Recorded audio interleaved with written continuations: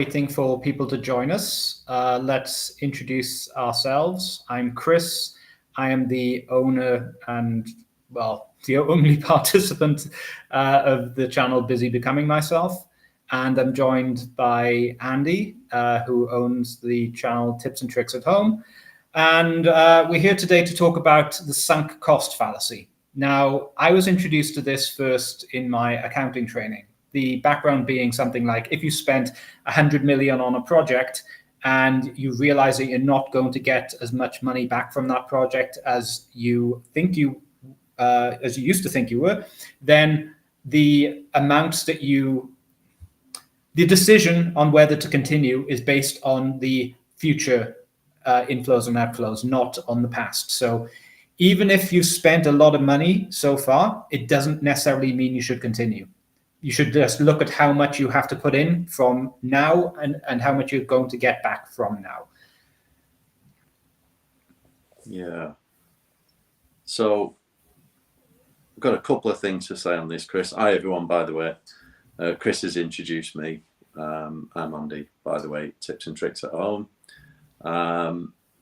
Yeah, so in terms of that, I understand that when you work in finance, it becomes important. They teach it in terms of economics, but I tend to look at it as sunk cost fallacy. Two ways. One is gambling, what we do for gambling. So you could say risk appetite, and it might be worth defining gamble, Chris, because you could say it's always a risk appetite, and you should assess it in terms of whether it's going for a risk. So a gamble is not necessarily bad. If there is a high chance of winning, you might go for it. So everything's a gamble. Investing in a new business idea is a gamble. Us being here today, Chris, I would say, is a gamble. Because every time we make a decision, we're choosing to do something. We're choosing to use our most valuable resource, which is time. And you have to choose wisely, So even doing this is a gamble.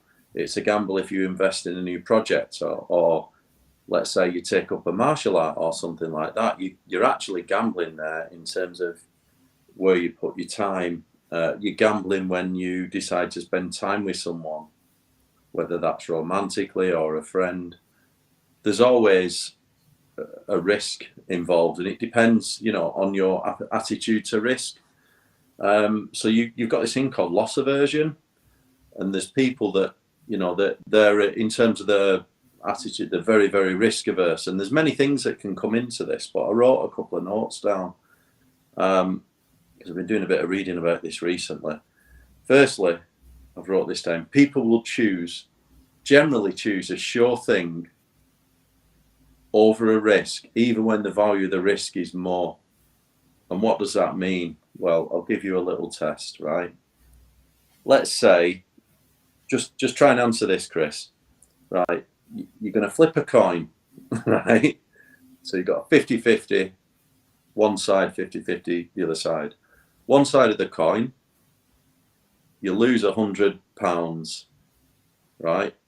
If it goes on the other side, let's say tails, you lose £100 or $100, depending where you are. On the other side of the coin, you flip it, you win 150. What's your first gut reaction there?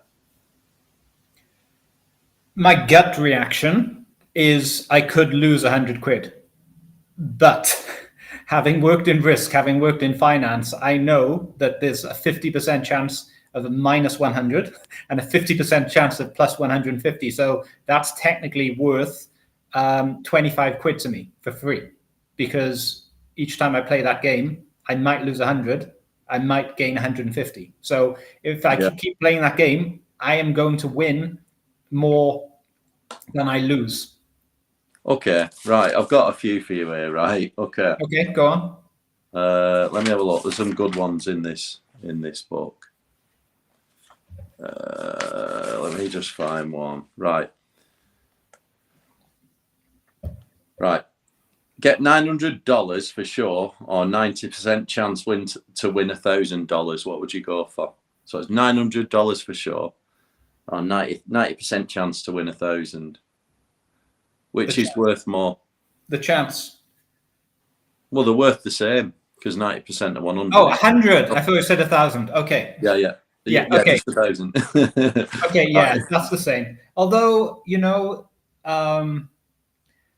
it depends. I think it also depends on circumstances. Like if you literally had no money and you were starving, Yeah, there are some things that, like, it's the hierarchy of needs, really. There are some things that you would, if your basic needs are not being met, you'll take something that's a surefire way. And I guess agreed. a lot Agreed. of people can get trapped in certain stages because they've taken something that meets their immediate needs rather than something more risky that could give them, like, Yeah, meet their other needs.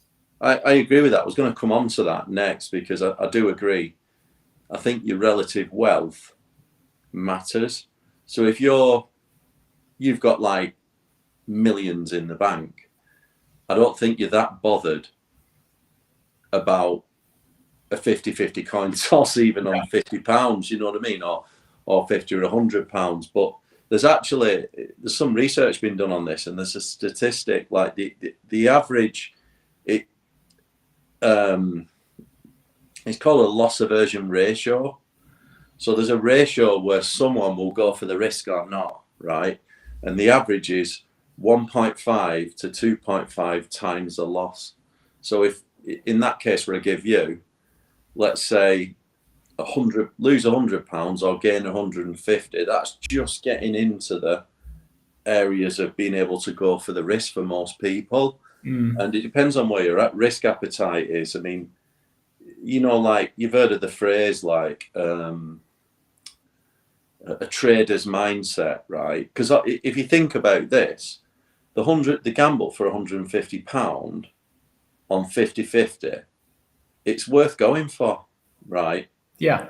In a way, right? Because you stand to gain a lot. And if you flip that coin, let's say you flip that coin 100 times, statistically speaking, you're going to be richer, right?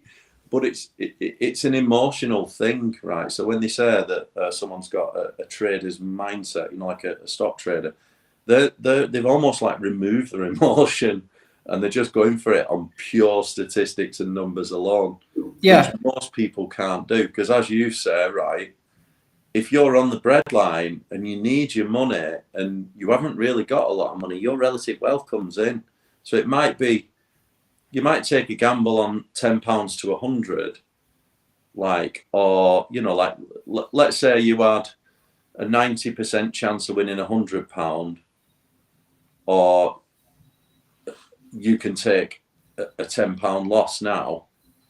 That I think that's even. You can take a £20 loss now, or 90% on £100. That's a difficult one, and that might be palatable. But let you scale that up and go 200 to 1,000, or gambling over 10,000, right? And so even at the bottom, you've got a risk tolerance that when it's on small numbers, you might go for it. And as the stakes rise, your attitude falls off. Your attitude changes depending on your relative wealth. And then you've also got, there's certain risks that you will not take. Like if the worst case of the risk was you lose your life, you'd probably never go for that, right? No, that's that Squid Game Yeah. hypothesis. Like they made a series from it because it was, you take people who have got, like, they're desperate and they desperately need the money, and they will take higher risks for that. I mean, do venture capitalists play the lottery? Who plays the No, lottery? It's they play people with statistics. little money because they've got, like, oh my gosh, I could potentially get this amazing reward. No, they play a statistics game. They invest in, I don't know, a number of startups, right? Who's taking the risk? It's the startup owners, Yeah. right? So they invest in a number of startups, of which most of them will fail, or whatever the stats are. I think it's a really small percentage of startups carry on after 5 years. So they'll back a few horses, and they only need one to win because the reward is just outweighs all the others. So the risk is all with the founders, usually. Yeah, absolutely. And But my point about the lottery is, it's not what people with money do. It's not like, oh my gosh, I could make more money from playing the lottery. It's people with less money are playing the lottery because they're like captured by this idea that I could be rich if this very small chance happens. And also, people are really bad at judging risk. People will like. I think the UK lottery is like 14.6 million to 1, or maybe they've changed it since. Well, I don't play it. I don't play the lottery. I just don't see. I never have. I mean, I know you've got this obscene amount of money that you might win, but what's the point? Like, I mean, there's two reasons. One, it's just not worth it. The odds are just not good. Even though it is just, you can just spend £2 a week, which is nothing. Everyone can afford it. Well, no, hang on, I'll correct myself. Not everyone might be able to afford that. But if you just, you've got a job and stable income, you can afford it. I've never done it. The only time I've ever played the lottery is I worked somewhere once. I used to work in construction, and I worked for a company, and they did a syndicate, right? So there was like 30 people in it, each putting a couple of pound a week in or whatever. And they just used to come round, and because it was so easy, I just, just social thing. Yeah, go on. They used to chuck £2 in, and we actually won once, right? we nearly won the Euro Millions. It was about 80 odd million. And there was 30 in our syndicate, and I think we were one number off. Is it 5 and 2? I can't remember. I think so, something like this. It was one number off, and we needed 43, and we got like 41. So it was even 2 digits away. So I think we got like $7,500 or whatever, like a payout. But I've never played it ever since, and two reasons. One, I'd rather earn my money, and two, I just think it's just not a good gamble. Yeah, but that 2 digits away, you know what? It doesn't matter. Like statistically, it could be 1 versus 43. It's just as invalid. You might as well pick numbers 1 to 7 and throw them in. And Statistically, but I think this is another thing that we take near hits. Well, it's an emotional thing. People pick like random dates, and there's absolutely. They might as well not be numbers and just be random shapes. It makes no odds. But yeah, just on risk, it's emotional. But when people have I've got friends who've had really serious gambling problems. And when we were young, we used to go to a casino after a night out, and I watch them just sink money on blackjack. And I mean, I've done it myself. If you have a few, I've had a few drinks. I hardly drink now, but back then I used to drink. And once you've had a few down, your attitude changes, and you start throwing good money after bad, and you just lose money. So, but yeah, I mean, here's another one, right, that I've been reading about. So let's say there's a gamble where you've got a mixed gamble of both a lot of potential loss and a potential gain. You tend to steer towards risk aversion. But where the gamble includes just bad options, i.e. one loss and a worse loss. So let's say I lose, loss of £20 or flip a coin on losing £100. Where the gamble is loss and worse loss, it tends to promote more risk seeking. So it's really weird. Where you're going to lose anyway, that's where people will tend to take a gamble. You know what I mean? Here's one. Let's say you lose one leg,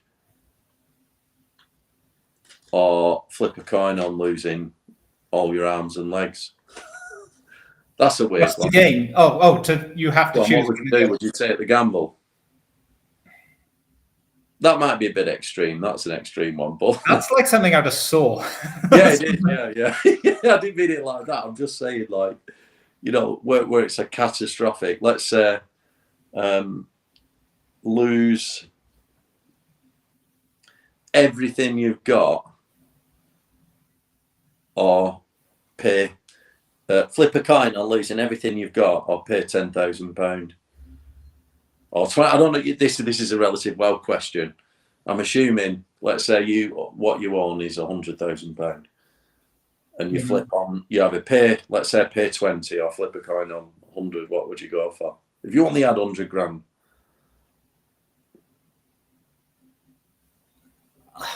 Would you take the gamble? It's tempting, isn't it? It is, but I think my rebellion would be like kill the guy who's threatening, who's trying to make me take the like the risk. My risk-taking behavior then would be like refuse both options.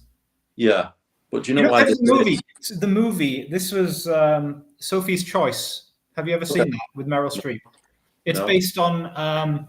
I think it was a Jewish woman during the Second World War, and the Nazis come along and they say, "You've got two kids. Pick which one of them lives." Oh, that's grim. Right. Yeah. Okay. And it's this. And she makes a choice, and the movie's about her choice and her life and the fallout from it. Yeah. So, but my point in this is that there's some choices that essentially it's just another person abusing you. It's not something that is under your control completely.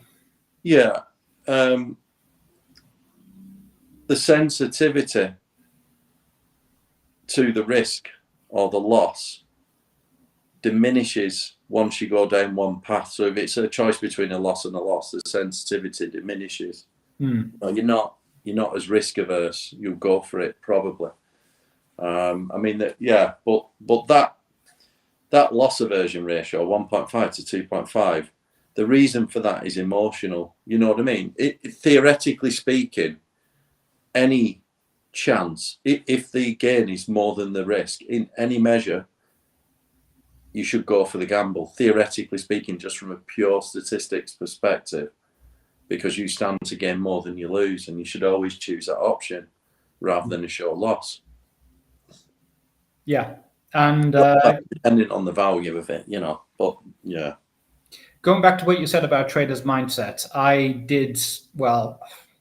still have the accounts and I still might do it from time to time, but trading in crypto is about, trading in anything in short-term trading is about managing your risk so that even if you make 10 small losses, they're smaller than the one big gain that you might make. It's not something I recommend, and I think you need the mindset.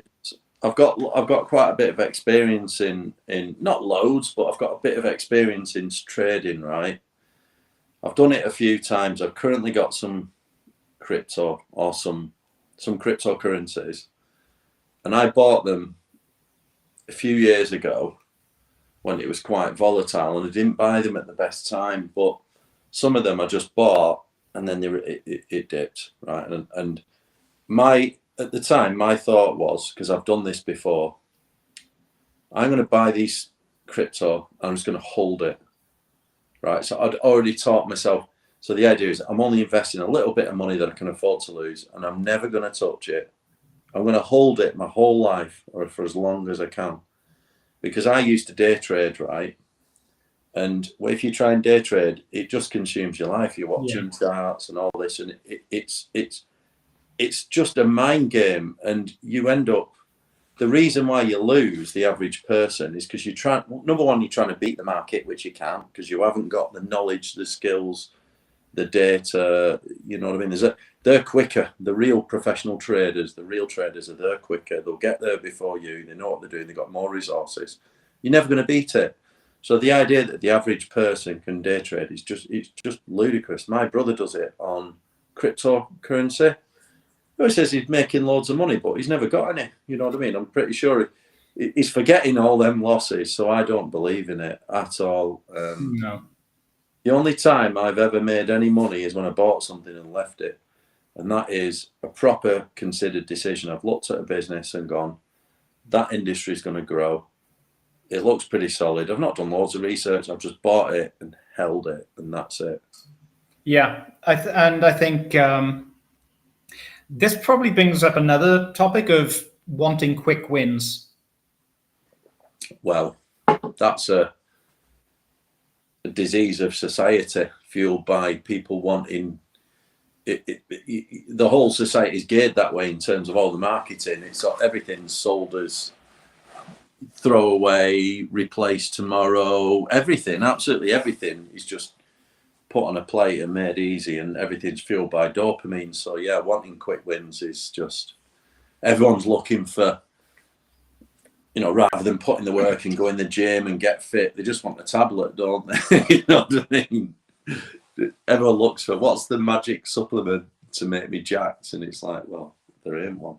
You know, one of the things that I've seen, and I just cannot believe that a man would consider this, is like plastic surgery to like have fake abs put in, or like the rest of your body is not going to look anything like these abs suit you. You can have like this stuff put under your skin, and pec implants, and it's just skinny arms and pec implant, massive chest. Oh my gosh! Yeah, I know. It's like some people will do anything other than consistent diet and exercise. Right. Here's something I've wrote down that's important, right? Because I talk a lot about journaling on my channel, and I do believe that it's one of the most fundamental things that you can do. You can go on my channel and listen why, if you want to know why. But one of the things that journaling gives you, right? Because humans tend to be terrible at recalling the past events. Well, we do it, but what tends to happen is we tend to rewrite it based on where we currently are, because we're constantly changing. Our views are changing. So if we think about a past event, we will rewrite it to suit where we currently are in our own head, in our own sort of, you know, personal development and everything. So it's not that accurate, and the best way to do it is stick it in a journal, because you're capturing it at that moment in time, in the moment, how you currently was on that day. You know what I mean? So it's very authentic. Anyway, that's a side issue. In terms of sunk cost fallacy, what I've always seen, when I review my journals every 6 months, so you read them back, and it's a great exercise because you see true growth in either direction, because you're capturing it in the moment, and you see it's very hard to notice growth day to day. But if you look at it over a 6 month or a 12-month period, get your journals out, you see true growth, and it's a wonderful thing to do. It's really gratifying. Anyway, the one consistent thing that I see, right, I always see growth because that's how I am. But every time I make a decision and I write down an achievement or a decision, I always could have done it sooner. Every time I read my journal, I look at something, and I always look at it and think, should have done that 3 months ago, should have done that 6 months ago. Do you know what I mean? And I think this relates to sunk cost fallacy, because the idea of sunk cost fallacy is we invest our time and effort, and I think everyone underestimates how powerful it is, and they tend to overestimate the value of things, or whether that's being over optimistic about change, or let's say you're with someone, or you got some kind of relationship, whether that's personal, professional, romantic, whatever. I've had it with like colleagues or whatever. You know, I hope they get better, or hope a partner gets better, and you're waiting for them to change or whatever, and you have this kind of unrealistic expectation that things will get better, and sometimes they do, because sometimes you can notice growth in people or situations, or let's say I hope my job gets better, it'll be better tomorrow, I'll have more money tomorrow, maybe next week. But in all cases, we tend to hang on to things for too long, and that's what I notice in my journals. I'm getting a lot better at it because of journal and because I'm consciously planning and things. But even still, I mean, we don't want to be a robot, right? Whereas if we just had a bunch of algorithms telling us our chances and just being pure, like really, if you could make decisions on pure statistics alone, you would beat the prediction of any professional in any endeavor. You would, just on a statistical model. But then we'd be turning ourselves into emotional robots. But if you could live life like that, you'd probably make better decisions. You know what I mean? Like, I think you listen to a lot of, I've listened to a lot of famous people, like even people like Elon Musk, talk about making decisions, how quickly they make them. And Tim Ferriss says it. He says on decisions, he's got a really good YouTube on it, where you have where the risk is low, and let's say you want to book a hotel and using booking.com, if you get a free cancellation on it and you don't have to pay until the day and you're not quite sure if it's right, just book it, because you can cancel it later. You know what I mean? You've got an out.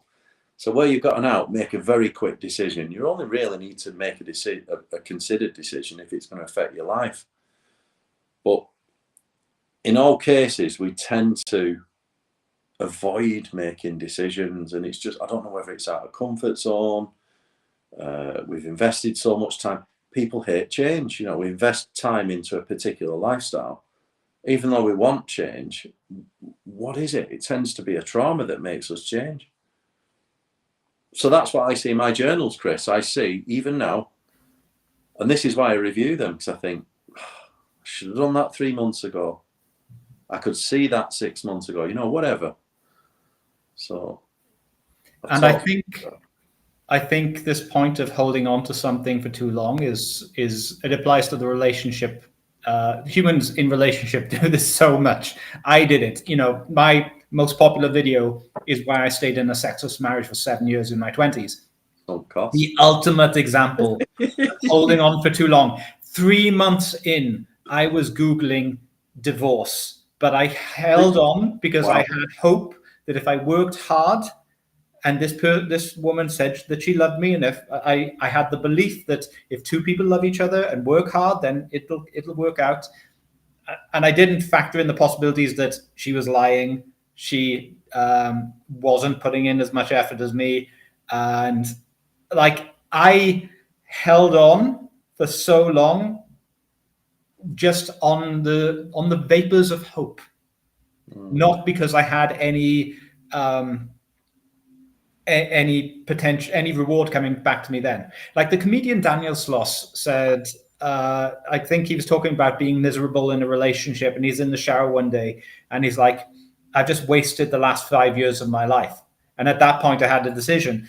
Do I waste the rest of my life, or do I just call it quits at 5 years? And that's the life equivalence of the financial project sunk cost. You might have put £1 million, 100 million into it. You might have put 5 years into it. But what you need to look at is, what's it going to bring going forwards? Yeah.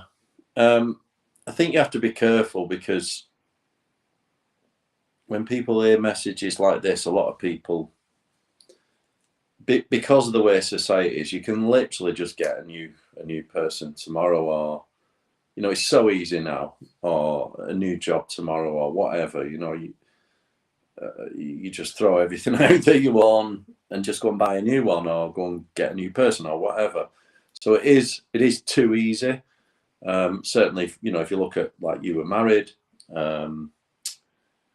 it's easy to get divorced. You know what I mean? There's no barriers. So it can be a total I don't want to get into that road, especially if the other person isn't cooperating. Yeah, I don't want to get into that road, because there's arguments either way. I mean, I don't know how long you're in that marriage, but how long were you in it? 7 years. Right. So was that 7 years too long after the 3 months? Yeah, right? It should have. I should have ended it within months. Yeah, fair enough. But if you'd give it 12 months, 2 years, or whatever, I think that would have been respectable. 7 years is a bit long, Chris, but 2 years, because I do believe that there's an element of duty in these things. So if you give it a go, you should give it a go, not just jack it in. But yeah, I think there's two extremes. There's the I'm never going to give up no matter what, and then there's I'm just gonna, the first sign of difficulty, and I'm going to jack it in. And I think that's the worst one, right? I think that's what society is promoting, because a lot of people, the first sign of difficulty, they're that bloody conflict avoidant, they just bounce because they just can't be, you know what I mean? It's too easy. So I think there is a balance, but you were certainly in that too long, yeah. Yeah, and I mean I notice in my own life, emotionally, my tendencies have gone from one extreme to another, and now I'm in a relationship, and it's a little scary to me, because it's like, oh wow, I'm like, she's going to be moving in soon, and right. Yeah, and now it's like, oh, am I going back to the other extreme of like Like that. Honestly, there's no red flag. She's absolutely great. But because I had the negative experience before, my tendency is to shy away from that or run away from that. Maybe your risk appetite's changed. But one that I can speak from is, I was reading something about this. So starting a new project or starting a new business, depending on what sector you're going into, there's different ratios, right? But generally, if you're going in like a startup or something, because I've got experience with this, right? Everyone that starts a business, a new small business, overestimates their capability and ignores what you call the base rates of failure.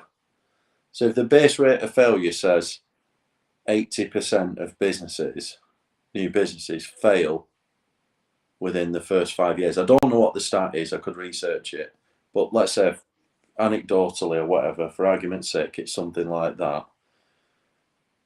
Is it worth starting a business? Now, everyone assumes, yeah, of course it is, because I'm brilliant, right? When really, what they should look at is just the base rates and go, there's an 80% chance that this is going to fail. I am not special or any different from anyone else. That's probably going to happen to me.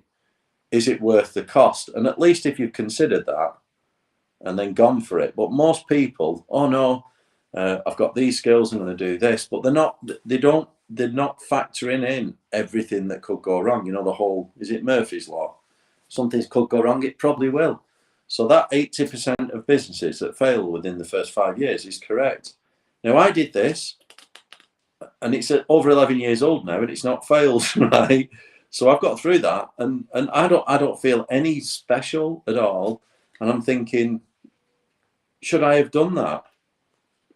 And I reckon probably not. I probably shouldn't. But statistically speaking, it would have failed. And then I was reading a bit more and thinking, well, why didn't it fail?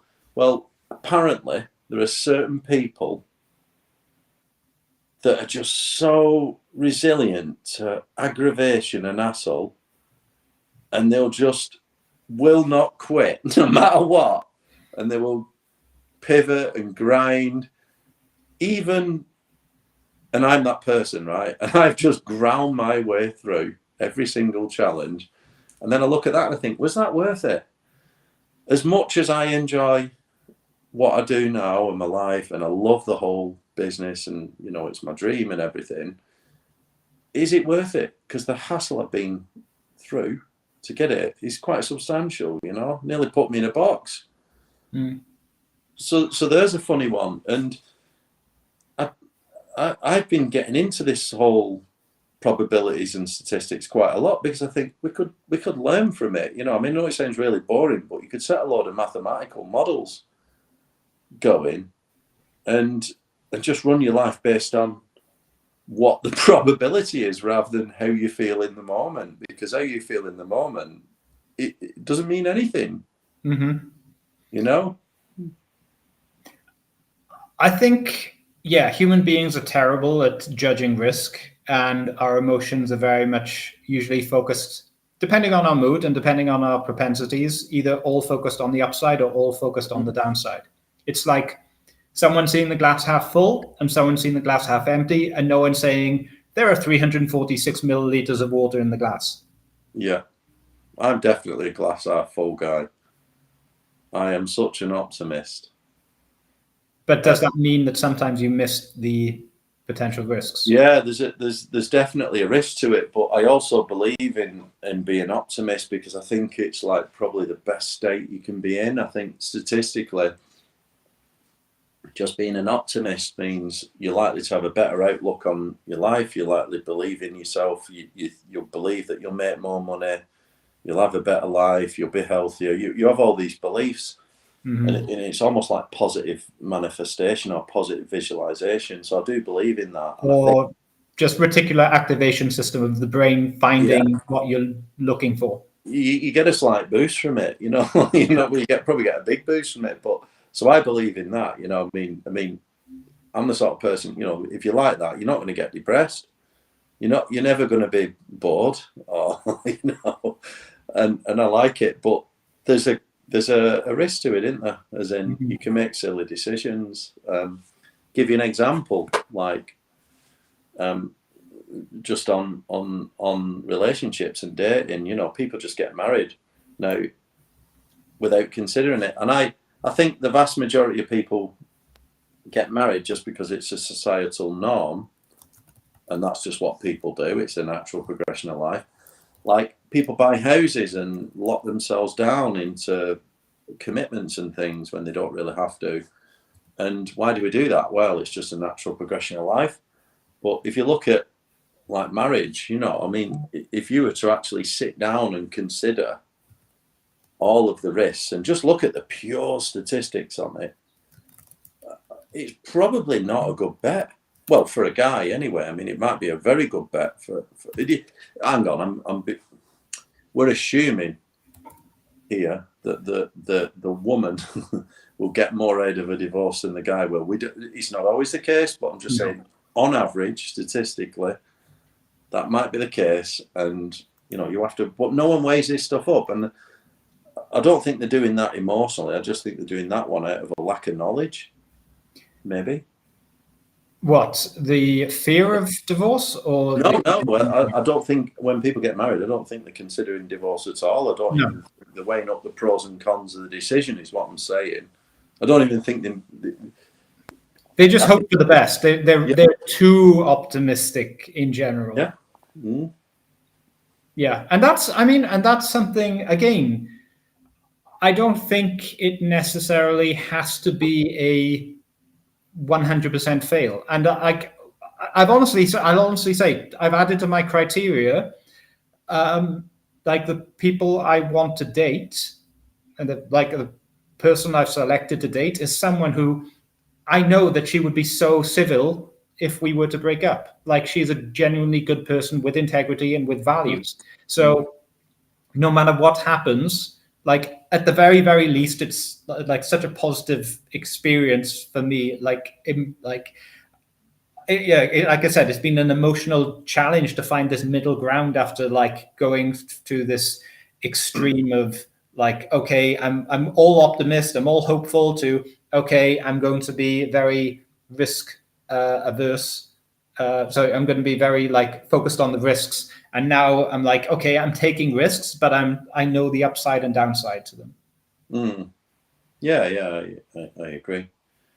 Another one on dating I've got for you. So, when we talked about the relative wealth playing a factor. So in terms of risk, again, it's not necessarily the sunk cost fallacy, but in terms of risk, again, if you're if you've got lots of money or lots of resources, you'll take risks on minor things. You know what I mean? In the equivalent in the dating world is many options. So if you've got lots of options, you're probably going to take more risks. But there might be a value attached to each of those options. So if there's one, like if you're a guy and there's one particular girl who's the best by a long way than all the others, then the loss of that one might be a significant amount of value compared to the rest. You might. This is why people feel differently about that one girl. You know what I mean? It's because there's a different risk attitude to it. The fear of losing. Worse than that is no options or just one. You know what I mean? So you just got the one, and I think no one else likes you.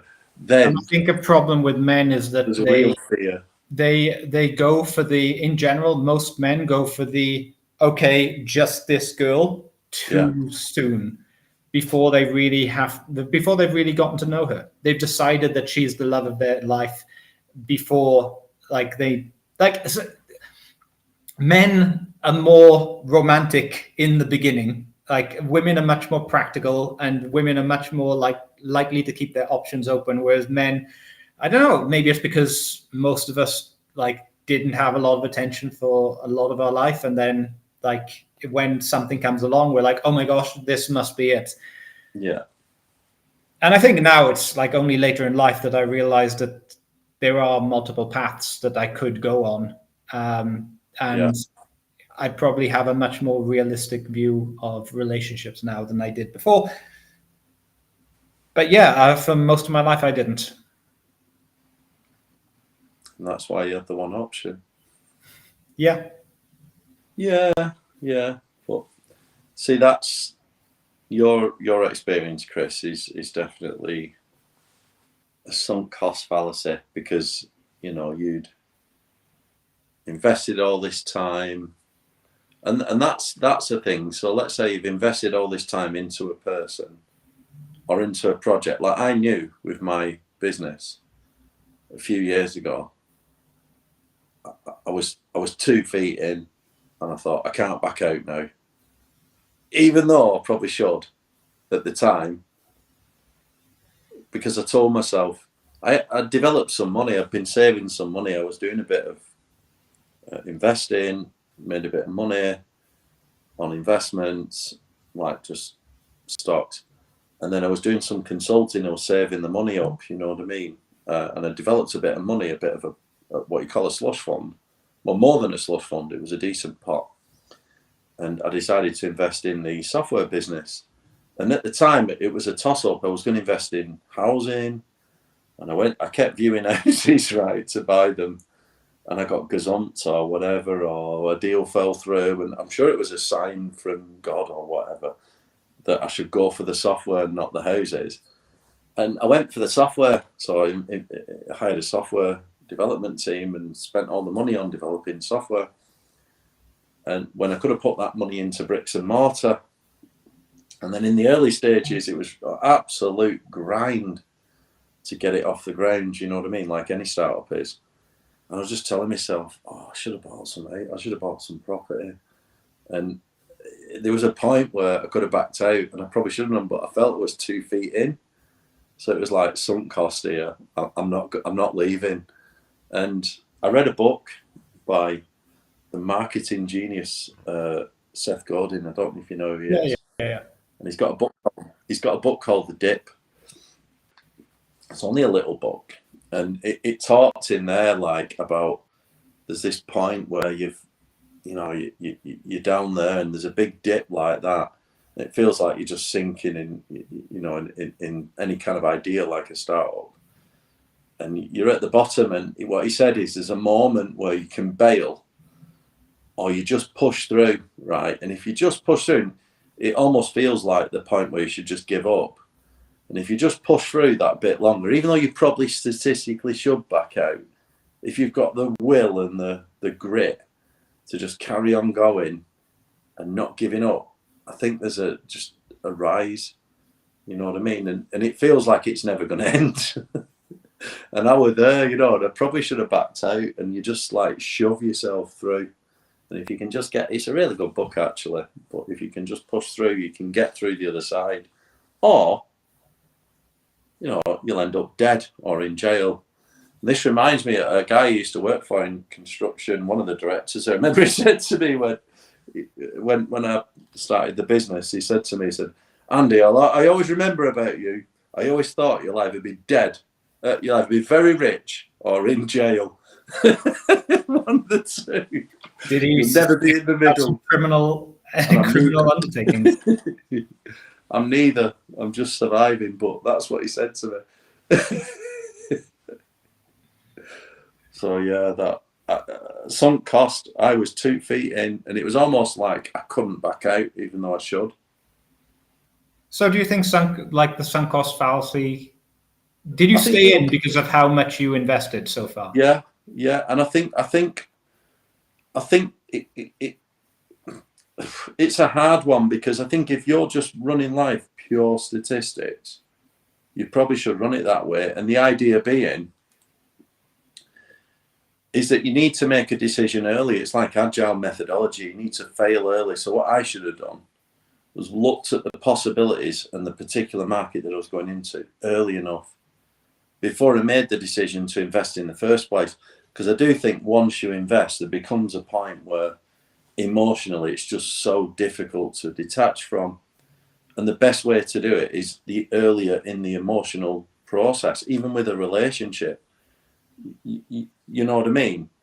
The best way to back out is at the start of it, when you start seeing the red flags, not 10 years down the line. You know, because then you've got so much emotional investment. Same with my business, but I think there could be a silver lining to all of this. You know, because here's the deal, right?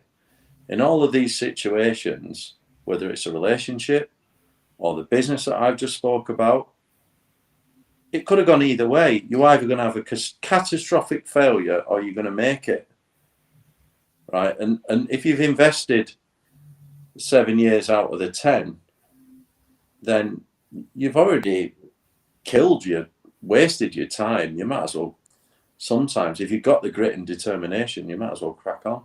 Statistically, that might not be the best thing, but I think that's the only way you're going to get a chance to do things. I think there's a difference between...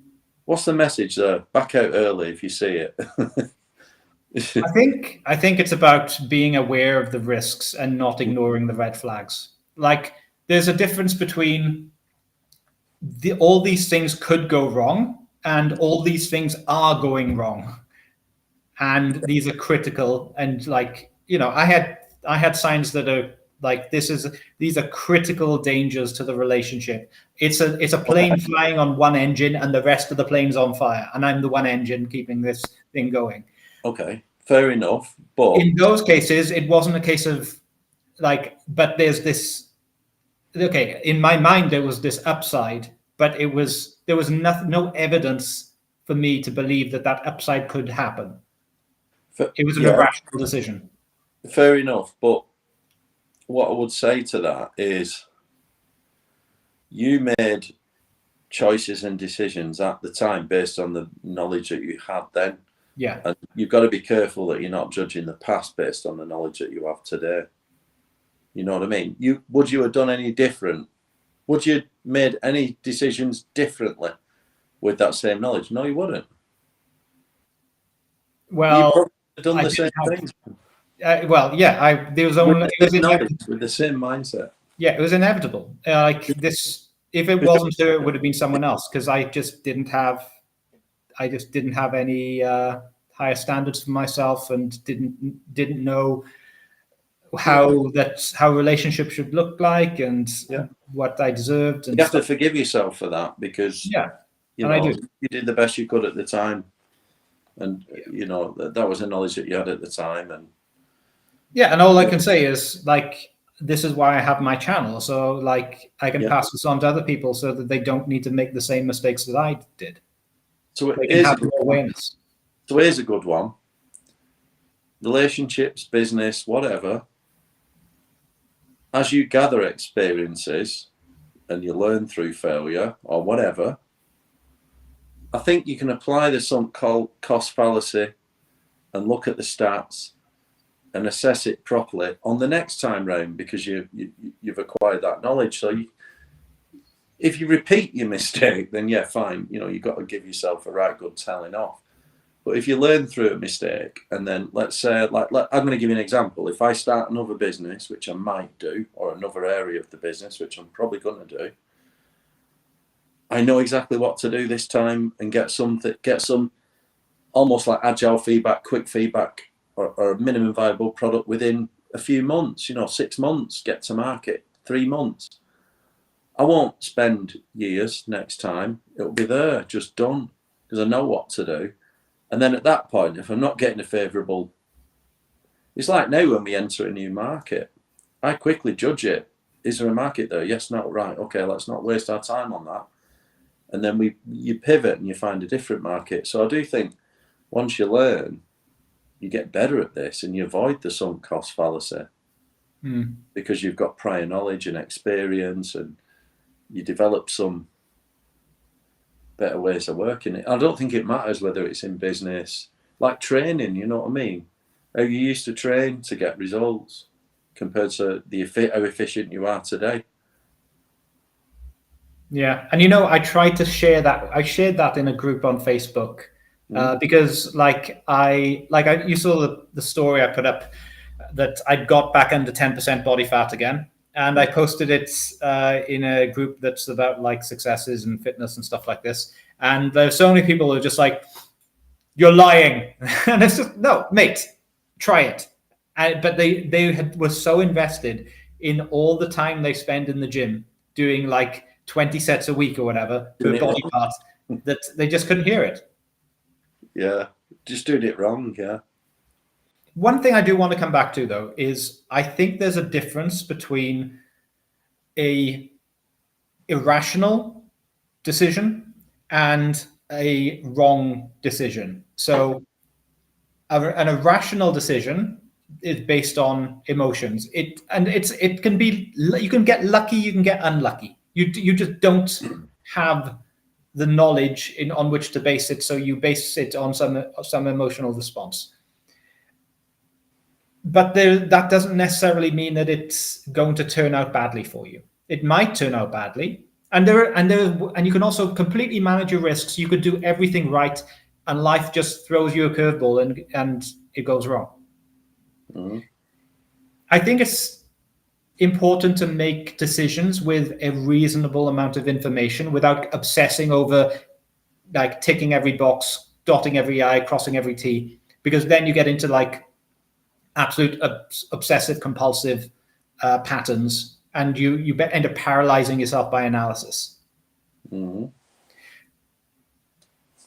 And yeah, my point is, be kind to yourself, think before you act, and don't beat yourself up if things go wrong. Just take away what you can learn, because the past is a sunk cost. And beating yourself up over the past is still falling into the sunk cost fallacy. You're still looking at what's gone before and not what could happen in the future. And what you should be doing is taking the lessons of the past and applying them to the future. Yeah, I mean, that's why things like the certain philosophies work quite well, like Stoicism approach, yoga and Buddhism and those sort of things. I think they work quite well because they remove you from, not remove you, because you don't want to become too detached, but you're not too concerned with what other people are doing. And I think the best way to approach life is, I think if you consider decisions, big things, not little things, not like what you're eating. Well, you should consider what you're eating today, but not small decisions, but major life choices. You should really consider them based on the likelihood, and just put yourself in because where anyone ever does better than the average, it could be an outlier case. It doesn't mean you're special. You might be just slightly lucky that day. And then the next day, there's this thing called regression to the mean, where you'll just fall back down to the average. So you should always look at stats. And then the next thing you should do is just build some good habits, continuous application of habits. I rant about this all the time, but it is the key to success. Success is achieved through continuous improvement, day by day, little chunks, dun, dun, dun, dun, dun. And almost like I was saying to someone today, just ignore the news. Don't even bother with it. Ignore the news and just do what you need to do. Just continuous application of habits. You know what I mean? And just even people, you can't control what they do. Set yourself a goal. Look at statistics of success and choose a goal that's likely to happen for you, and just move towards it day by day, and stop fluctuating to every little emotion. You know what I mean? That's why traders are good, because they've got nerves of steel, haven't they? They don't fluctuate and panic over the slightest little ripple. You know what I mean? Just approach life like that. Yeah. Don't make the same mistakes twice, and don't dwell over the past. And in terms of the sunk cost fallacy, look at the odds up front before you commit. and bail early. It's like the whole agile methodology, agile development startups. Get a minimum viable product or some early feedback as quickly as possible. Don't wait until you've polished something and then release it and wonder why it's bombed. Yeah. You know what I mean? Bail early if you can. Bail early. And that relates to perfectionism, which could be a whole other topic to go down. Yeah, okay, maybe we'll do perfectionism. Yeah. That's something that I've got a lot of experience with. Yeah, but I think we've covered this topic quite well. I'm going to say one thing. Yeah, go on. Back to the loss aversion ratio of 1.5 to 2.5, which is statistically the average at which will make people take a risk. That changes depending on your relative wealth. I think you should look at the stats and tighten that up a bit. And I'm a risk taker. I love it. As long as you know what you're doing with risks, I think it's fine. I love taking risks. Where the odds are in your favour, take a risk. And stop being so risk averse. But of course, don't make a crazy decision. The whole loss aversion thing that you went through, Chris, there was probably a load of red flags that you could have seen before you even got married. Yeah, but my loss aversion was, if I give up on this, it's never going to happen again. Yeah. Because it never happened before. Yeah. Yeah. Lack of knowledge. Lack of knowledge and and also, I guess, not giving myself the opportunity to take risks while the odds were small. Ultimately, if I could have been the sort of person to date around as a teenager, that would have probably been good for me, rather than getting to adulthood and taking bigger risks when I had more to lose. Yeah. Very good. Okay. Yeah. This has been good. Thank you very much for joining, and anyone who's watching or now or later, it'd be good having you with us. Feel free to comment, and we'll see you again soon. Take care. Thanks, everyone.